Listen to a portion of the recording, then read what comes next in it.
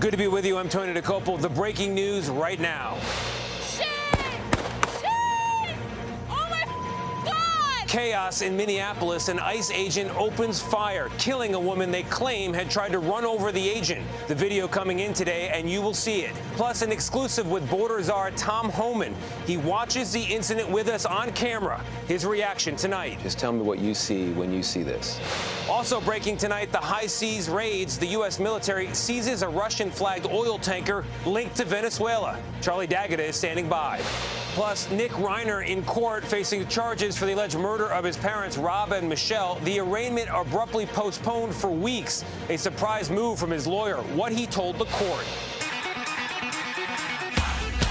And only in America tonight, the man who built America's team. We hit the field with Cowboys owner Jerry Jones. That's how crazy I am about this. Live from America, this is the CBS Evening News with Tony DeCopel, reporting tonight from Dallas. Good evening. Tonight we're on the campus of Southern Methodist University, and in a bit we're going to have more on the North Texas boom that just won't stop. But all the news tonight is much farther to the north. A deadly incident in Minneapolis. A woman, as you probably heard by now, behind the wheel of a vehicle, approached by ICE agents and told to leave. She accelerates, and seconds later, an agent shoots her dead. Nicole Skanga has made her way to the scene tonight and joins us now. Nicole, good evening. Good evening, Tony. Behind me, what started as an immigration operation quickly turned into a crime scene. It is now the site of a vigil and a growing but peaceful protest. This eyewitness video shows a red SUV surrounded by ICE agents in South Minneapolis. They attempt to pull the driver from the car. No! But she starts to drive off. 3 shots are fired. Before the SUV slams into a nearby parked car. You just what the did you do? Leaving eyewitnesses in shock. It was a red truck and nothing but the airbags and full of blood. Quickly responding, Minneapolis police say they found 37-year-old Renee Nicole Good with gunshot wounds to the head. Life-saving measures were performed at the scene, including CPR. The woman was transported to Hennepin County Medical Center, where she has since been pronounced deceased. Chaos erupted as protesters threw snowballs and clashed with law enforcement, who in turn fired tear gas into the crowd. They're chasing ICE out. They launched like 4 or 5 canisters. A bunch of people got gas. Speaking in Texas, Department of Homeland Security Secretary Kristi Noem said the officers were attacked first. It was an act of domestic terrorism. An officer of ours acted quickly and defensively shot to protect himself and the people around him. Shame! But eyewitnesses and the city's mayor, Jacob Fry, called it something different. They are already trying to spin this as an action of self-defense. Having seen the video of myself, I want to tell everybody directly, that is More than 2,000 federal agents have been deployed to the Twin Cities to conduct immigration raids and help with a widening fraud probe. Today, the mayor had this message. To ICE, get the out of Minneapolis. We do not want you here. People are being hurt. And then I heard this pop, pop, pop. Longtime Minneapolis residents Lynette, Rainey, Grandel, and Venus DeMars saw everything unfold. The Department of Homeland Security Secretary says this is about public safety. It's the opposite of public safety, obviously. Do you feel safer? No. Since President Trump returned to office, federal immigration agents have been involved in at least 10 shootings by our count, including a controversial incident late last year in Chicago where a woman was shot multiple times. DHS said that woman rammed her car into a border protection vehicle, but later all charges against her were dropped. Tony. Nicole Skanga from the scene tonight. Nicole, thank you very much. The big questions: was the agent hit by the car or not? Was the use of lethal force justified or not? These are the questions Americans are asking tonight. And just moments ago, we showed border czar Tom Homan a video of today's shooting in Minneapolis because we also wanted to know, what does he see when he watches it? He wouldn't comment, citing the investigation, but the Department of Homeland Security has already had a whole lot to say. Here's Homan. I think the city of Minneapolis is on edge. I think the country is on edge right now. You say the investigation is ongoing. Investigation just started. Just started. You say you can't comment on the video, which many Americans are seeing and reacting to. I'm not going to make a judgment call on one video when there's 100 videos out there. I wasn't on the scene. I'm not an officer that may have body cam video. It'd be unprofessional to comment on what I think happened in that situation. Let the investigation play out and hold people accountable based on the investigation. I think many members of the public are calling for the same thing, and so they're confused. Maybe you can help me understand how the Department of Homeland Security could conclude so swiftly that this is a, quote, act of domestic terrorism, that this woman, quote, weaponized her vehicle. By the very same standard you describe, this investigation is just getting started. That's a question for Homeland Security. I'm the border czar. Well, I can tell you what I've seen on my airplane ride here, looking at numerous videos, seeing numerous social media posts, statements from Homeland Security, statements from Secretary Noem. I'll leave it at that. But as a law enforcement officer, what good is it to do right now to me prejudge the facts of what happened today without giving law enforcement professionals, whether it's the FBI or the local police there, give them time to look at all the videos, talk to all the witnesses, talk to the officers, and make an educated decision on what occurred today. That's what needs to happen. I've been a cop since 1984. That is a process we must go through. These videos that for months and months have been going around that people watch and they share and they say, look at this case of excessive force. Again, I'm not going to litigate any particular incident or ask you in detail about it, but I'm curious. You've seen these videos. I'm sure you've seen more than is even public. Have you seen any examples of clear excessive force displayed by ICE agents and officers in the field? No. During the whole administration? Things that I've seen? Yeah. No. And when I hear things, I see a story that an allegation is made, I follow up, make sure that it's being fully investigated. But I haven't seen one ICE officer found guilty of anything inappropriate. Look, again, I'm not involved in every arrest. I'm making thousands of arrests a day, over 2,000 a day on average. I can't be aware of every ICE arrest. I trust the men and women of ICE and the Border Patrol are well trained. They get Fourth Amendment training every 6 months. I'm putting my faith in them that they do the right thing every day out there. And if they don't, they'll be held accountable. I want to ask you a kind of a bald question here. I mean, just a straight up question. You're telling me you've never seen in your tenure any example of excessive force. You're telling me you've not heard any comment from any member of this administration that is inflammatory or racist or in any way demeaning toward the immigrant community. That's what you're telling me. I know, because I've talked to people out there all over the country, a lot of Americans are going to hear that and they're going to be yelling at their television. They're going to be saying that the idea that it's zero, there's nothing there, you're calling them crazy. I'm not calling anybody crazy. I'm telling you what I know, what I've seen. And I told you, there are over 2,000 arrests a day. I can't see every arrest. But it just comes down to zero issues, zero problems, zero comments. It's just not believable to a lot of people, including myself. No, there's nothing that you would have ICE do differently. In any of these cases, we've seen all of these videos. Nothing. I have not seen ICE act outside of policy. And if there are acting outside of policy, I'm not aware of it, there will be an investigation that will be held accountable. One final question on Venezuela. Clearly, the Maduro regime was dangerous in the eyes of the U.S. government.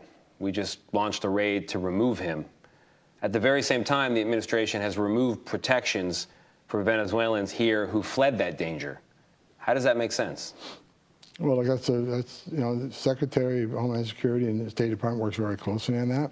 But I'll say this, temporary protective status. I've been doing this since 1984. I don't think I've ever seen TPS be temporary. Gets extended. The law clearly says when the conditions of the country change, then that TPS should end. So that's in litigation right now, so I'm not going to comment on ongoing litigation, but we look back over all the TPS programs in the last 40 years, and look how many were actually temporary. We are 4 days now after ousting Venezuela's dictator, and the United States is tightening control over Venezuela's oil. The U.S. military today seized 2 petroleum tankers. Charlie D'Agata has details.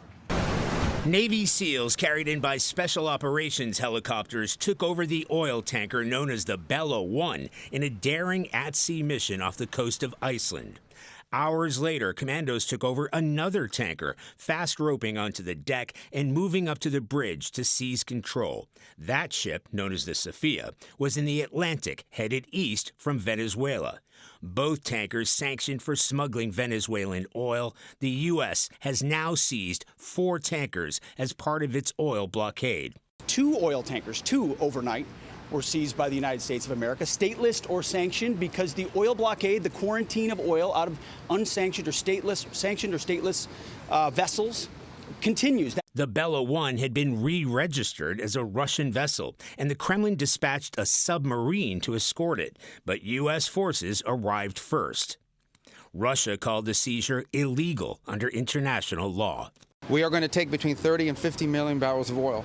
We're going to sell it in the marketplace at market rates. Secretary of State Marco Rubio told lawmakers that seizing Venezuelan oil, both at sea and on land, will help stabilize the country. That money will then be handled in such a way that we will control how it is dispersed in a way that benefits the Venezuelan people, not corruption, not the regime. That oil, worth between $2 and $3 billion, would be taken by tankers and brought to port in the United States.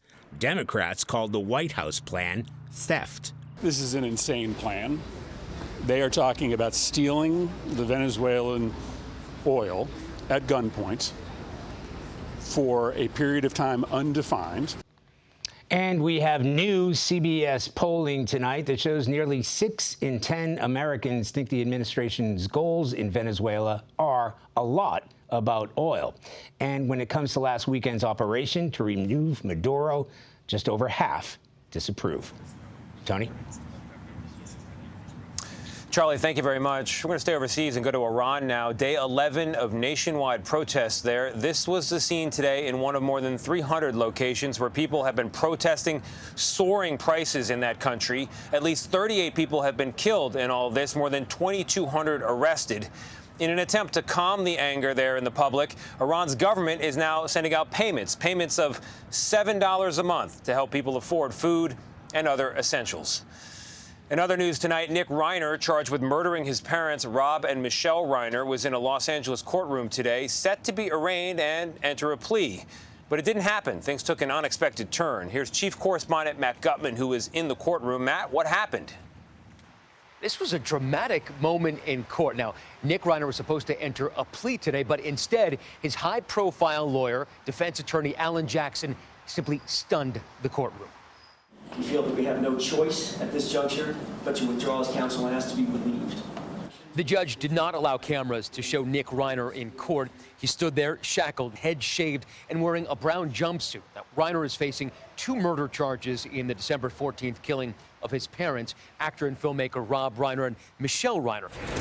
Jackson, who famously won an acquittal in the murder trial of Karen Reed and represented Harvey Weinstein, offered no explanation, but said this about Reiner's case. Take this to the bank. Pursuant to the law in California, Nick Reiner is not guilty of murder. LA's DA Nathan Hochman later spoke and said that he has no doubt that a jury would find Nick Reiner guilty. If convicted, he could face the death penalty. He has been appointed a public defender, and his arraignment has now been rescheduled to February 23rd. All right, Matt, thank you very much. Still ahead in a moment on the CBS Evening News, live from Dallas, reinventing the food pyramid. What's now on top in the Trump administration's brand new dietary restrictions? And parts of Alaska gotten so much snow, the boats are sinking in the harbor. Stay with us.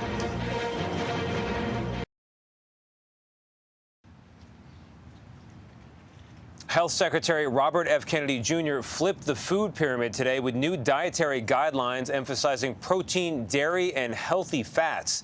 Nancy Cordes spoke with Kennedy about the new recommended changes. My message is clear: eat real food. Health Secretary Robert Kennedy Jr. upended the nation's food pyramid today, urging Americans to avoid highly processed packaged foods and to prioritize protein and full-fat dairy instead. You said you're ending the war on saturated fats. Where is the evidence that that is a good idea? Well, the problem is that there is no good evidence that saturated fats drive cardiac disease. The American Heart Association disputed that today, though it did applaud Kennedy's emphasis on increasing vegetables, fruits, and whole grains. Tiny fraction. It has been a busy week for Kennedy. On Monday, the CDC, which he oversees, rolled back recommendations that all children be immunized against rotavirus, hepatitis, and the flu. We're not taking vaccines away from anybody. But it is more difficult now for parents to get their children immunized for the flu, right? They can't just go to a pharmacy. Yeah, you need to do a shared decision-making with your physician, which is how it ought to be. Fewer people will get the flu vaccine. Well, that may be, and maybe that's a better thing. Kennedy is a longtime vaccine skeptic, but during confirmation hearings last year, he vowed to support the CDC's vaccine schedule. Isn't this a violation of your promise? No, this is the CDC vaccine schedule, and I am supporting it. The American Academy of Pediatrics called the changes dangerous and unnecessary and is urging parents to stick with the old guidelines. Nancy Cordes, CBS News, the White House. Still ahead, an update in the trial of a school police officer accused of failing to protect children.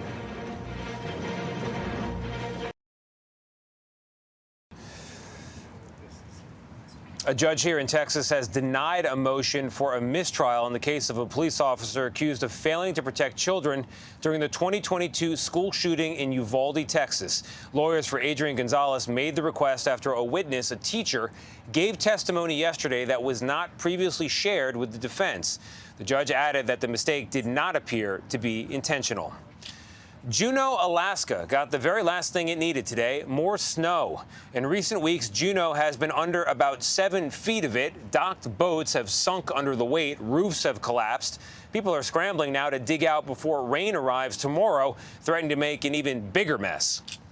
Up next in a moment from Dallas, Urban Cowboy, how Jerry Jones helped to transform Dallas and Fort Worth into a mega metropolis.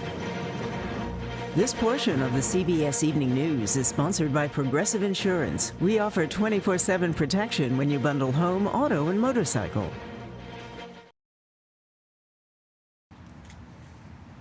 Finally tonight, only in America, as we broadcast from the beautiful campus of Southern Methodist University here in Dallas, Texas. Appreciate the hospitality, folks. They call Dallas the city that just won't stop expanding around here, and there might be one man more than any other who has helped it grow and keep on growing in the national spotlight.